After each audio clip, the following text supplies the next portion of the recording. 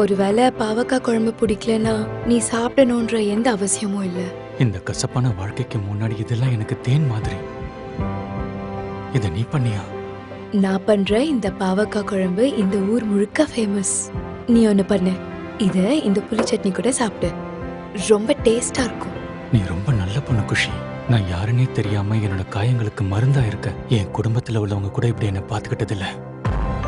ஒருவேளை இவ்வளவு சிரிச்சுக்கிட்டே என்னை ஏமாத்திட்டா என்ன பண்றது? ஏன் தயங்கிட்டு இருக்க? நல்லா சாப்பிடு. எதை பத்தியும் நீ கவலைப்பட வேண்டாம். இந்த பாஸ்மதி அரிசி 100 ரூபாய், அதையும் சாப்பிடு. வயிறு முழுக்க சாப்பிடு. ஒருவேளை ஏதாவது மிச்சமாச்சுன்னு வெயி, நாங்களும் ஏதாவது சாப்பிடுவோம்ல, அதுக்காக தான் சொன்னேன்.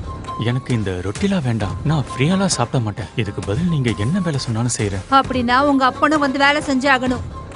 இனிமே பெருக்கிறது, துவைக்கிறது, பாத்திரம் கழுவுறது எல்லாமே உன்னோட வேலை. போய் செய்ய ஆரம்பி. ஆனா அந்த வேலைக்கு தான் வேலைக்காரங்க இருக்காங்கல்ல சித்தி.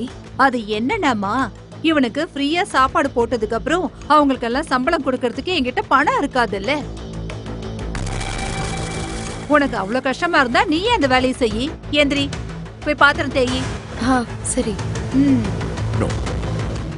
முழு வீடியோவை பாக்கெட் FM தமிழ் யூடியூப் சேனலில் கண்டு மகிழுங்கள்.